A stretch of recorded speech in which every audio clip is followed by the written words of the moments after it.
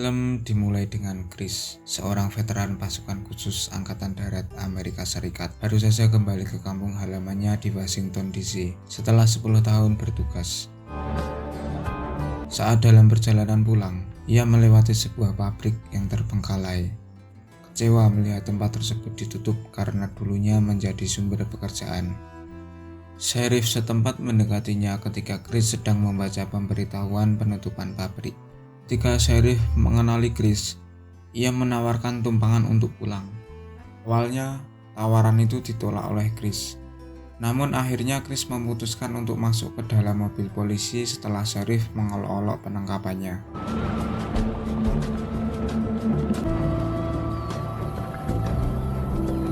Dia kemudian bertemu kembali dengan saudara perempuannya yang sekarang menjadi paramedis. Setelah tiba di rumah, kedua orang tua Chris menyambutnya dengan gembira. Saat mereka menikmati makan malam bersama, memberitahu keluarganya bahwa dia kembali untuk selamanya. Saat bercerita bahwa dia sedang mencari pekerjaan di pabrik, dia tidak menyadari bahwa mereka belum memberitahunya bahwa pabrik itu sudah ditutup. Ibunya kemudian mengklaim bahwa mereka tidak ingin membuatnya khawatir dengan hal-hal seperti itu ketika ayahnya dipecat di perusahaan. Sementara itu, Chris berusaha untuk bersikap ramah dengan keponakannya, Pete. Namun, Pete menunjukkan sikap yang sulit, meninggalkan makan malam tanpa berkata sepatah kata. Pada keesokan harinya, Chris sibuk memperbaiki tangga teras ketika Ray, sahabatnya dari masa SMA, datang berkunjung. Mereka bertemu. Dan saat Chris menawarkan minuman kepada Ray menolak dengan menjelaskan bahwa dia berusaha menghindari alkohol dan telah berhasil tidak minum selama 14 bulan. Ray mengajak Chris untuk bergabung dalam pertandingan sepak bola bersama beberapa teman SMA mereka. Chris setuju untuk ikut. Hamilton kemudian muncul, anggota keluarga yang dulunya menguasai pabrik kayu lokal dan sekarang memiliki kasino di kota itu. Teman-teman Jay juga ikut bersenang-senang. Teman-teman ini juga merupakan penjaga di kasino miliknya.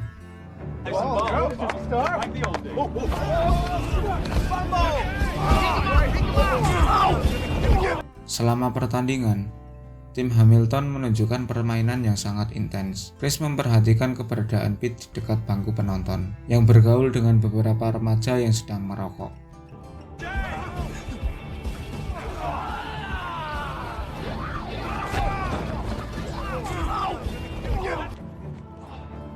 Pertandingan berjalan lancar hingga suatu saat, salah satu rekan tim Hamilton melakukan tindakan kasar ke arah Chris yang menyebabkan luka pada lututnya.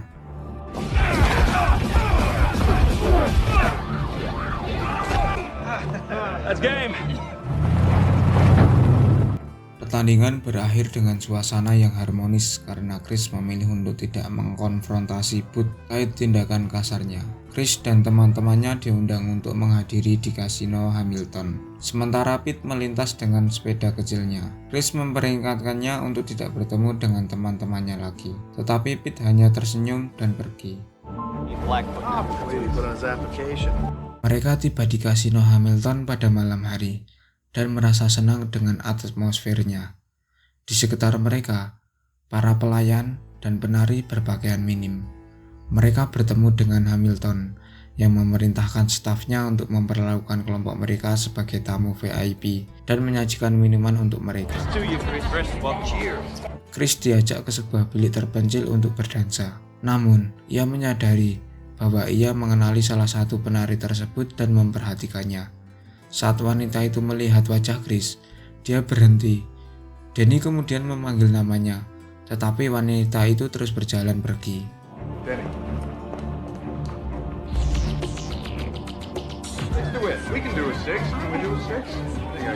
Tak puas dengan interaksi sebelumnya, Chris meninggalkan area dansa untuk bergabung dengan Ray. Saat dia berada di area permainan, Chris memperhatikan seorang pencuri dadu yang curang. Tanpa ragu, Chris menghadangnya dan pria tersebut segera memanggil petugas keamanan.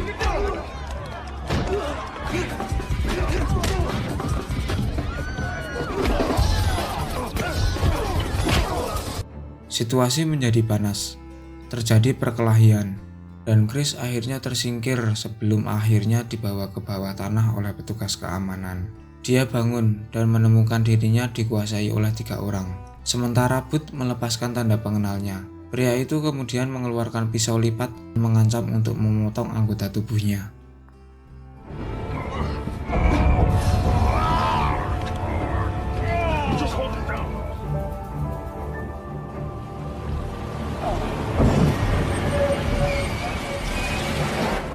Chris ditinggalkan sendirian di atas sebuah jembatan sebelum akhirnya ia tak sengaja menabrak sebuah truk, yang kemudian membawanya ke rumah sakit.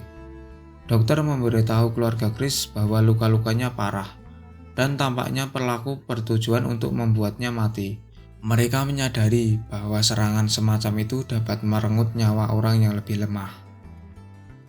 Setelah itu, Chris dibawa pulang untuk memulihkan diri. Kita melihatnya tidur dan menghabiskan waktu bersama keluarganya.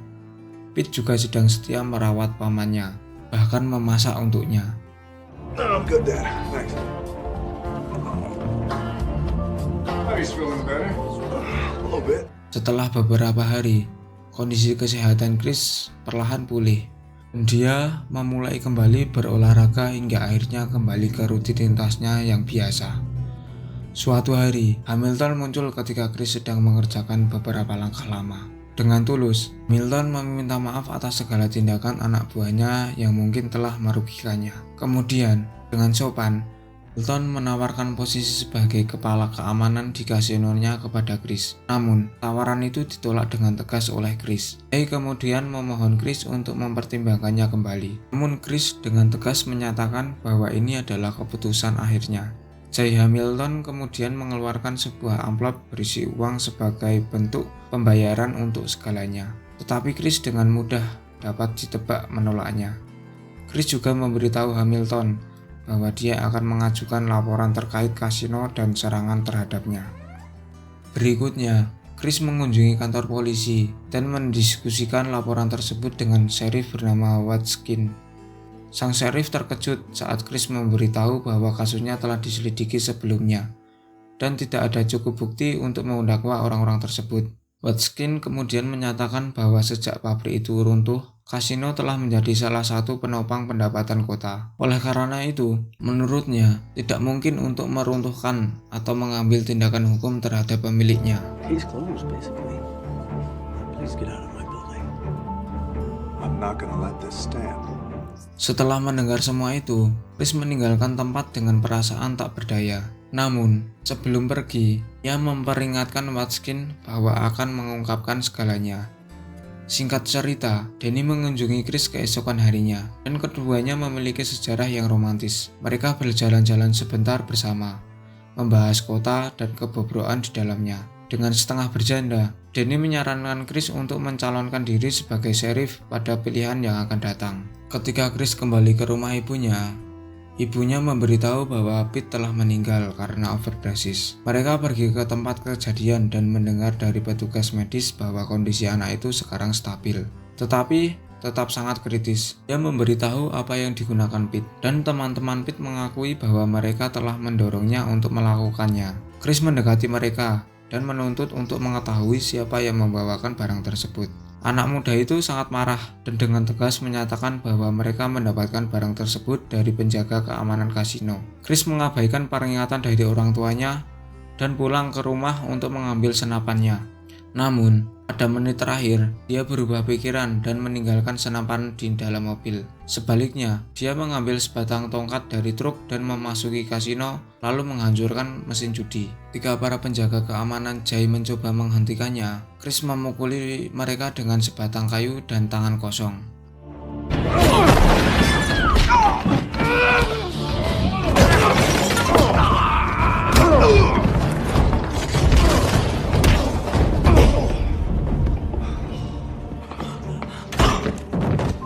Mengambil sebatang tongkat, Chris melemparkannya melalui jendela kaca satu arah di kantor Jay. Setelahnya, dia pergi ke jalan dan menunggu kehadiran polisi. Akhirnya, dia ditangkap karena penyerangan di tempat tersebut. Selanjutnya, Chris bertemu dengan seorang pengacara untuk membahas persidangan yang akan datang. Jay kemudian tampil di pengadilan dengan sejumlah saksi dan kasinonya yang menyatakan bahwa Chris menyerang mereka. Mereka mengeklaim bahwa Chris mampu melakukan banyak serangan karena pelatihan militernya dan tampak tidak terkendali pada hari itu. memperhatikan sikap pengacaranya, dan mulai merasa bahwa dia juga korup. Tanpa ragu, Chris memutuskan untuk langsung memecat pengacaranya di tempat dan meminta izin kepada hakim untuk membela kasusnya sendiri. Meskipun hakim menyatakan bahwa dia tidak dapat meminta pembatalan sidang, Chris dengan tegas mengingatkan juri dan hadirin di ruang sidang tentang kebanggaan masyarakat di masa lalu dan keyakinannya bahwa kota yang dia kenal tidak akan pernah mengizinkan pertumbuhan kasino. Dalam pengadilan, Chris membawa perhatian pada kasino yang mengambil keuntungan dari para pengunjung dan menjual barang-barang terlarang pada anak muda.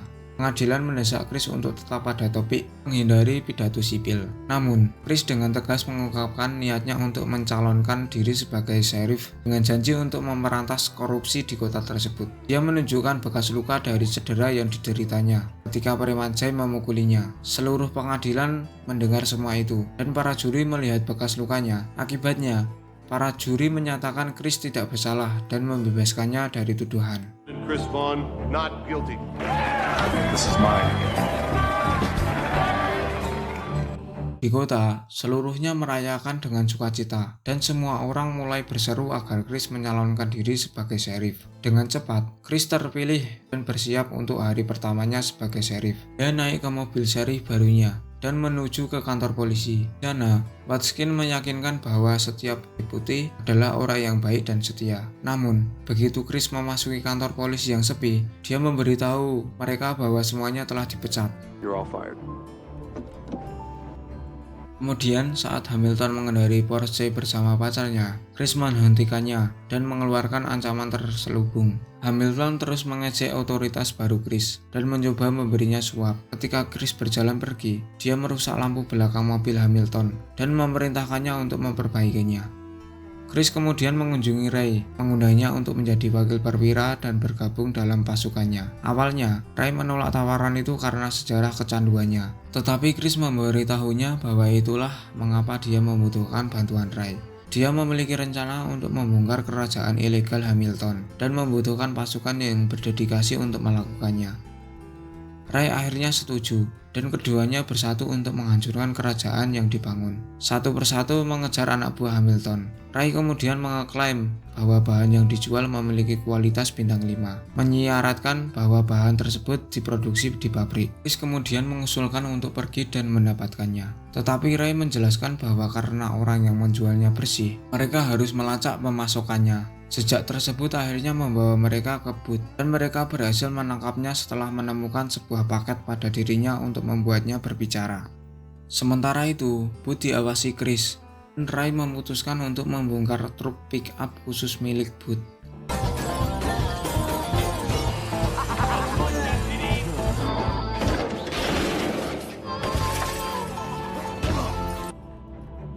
Mereka masih tidak dapat memaksa Booth untuk memberikan pengetahuannya, tetapi dia memperingatkan mereka bahwa mereka akan terluka. Chris menawarkan untuk memberikan ayahnya senapan untuk membuatnya tetap aman di rumah, tetapi dia menolak. Chris menyerahkan senapan tersebut dan mereka saling memperingatkan satu sama lain untuk berhati-hati. Kembali ke stasiun, Chris mendesak Ray untuk mengawasi rumahnya karena dia tahu Hamilton tidak akan tinggal diam. Danny kemudian mengunjungi Chris di stasiun, mengetahui bahwa Booth ditangkap pada malam hari. Dia membawakan makan malam buatannya sendiri, dan setelah Chris mengetahui bahwa Danny berhenti dari pekerjaannya, mereka memulai kembali hubungan mereka di sana. Mereka kemudian berniat untuk mencari makanan. Tiba-tiba, truk Chris meledak dan Booth tertawa terbahak-bahak. Kemudian, mantan sheriff dan petugas pemadam kebakaran melancarkan serangan ke kantor polisi.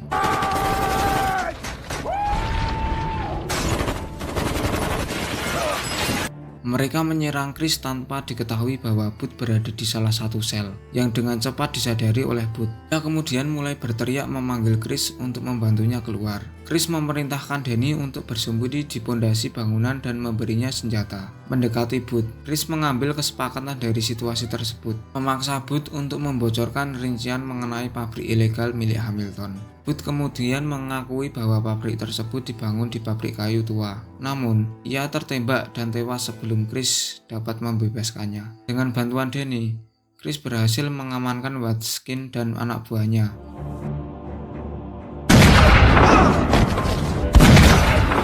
Lebih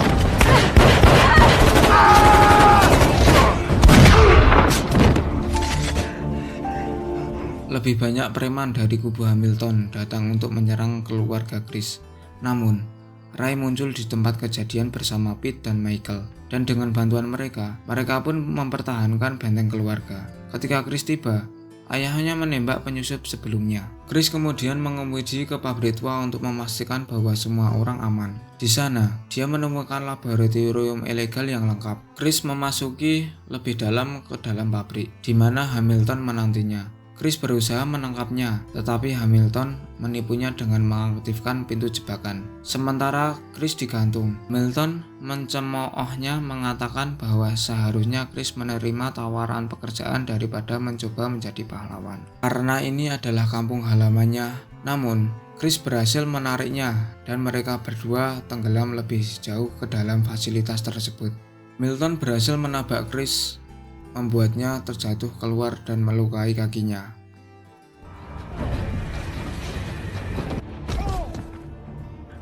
Larikan diri ke hutan sekitarnya, dikejar oleh Hamilton yang membawa kapak. Chris bersembunyi. Saat bersembunyi, Chris berhasil menyetel kembali tulang yang terkilir, memungkinkannya menghadapi serangan Hamilton. Mereka terlibat dalam pertarungan yang sengit, dan akhirnya Chris berhasil mengalahkan Hamilton.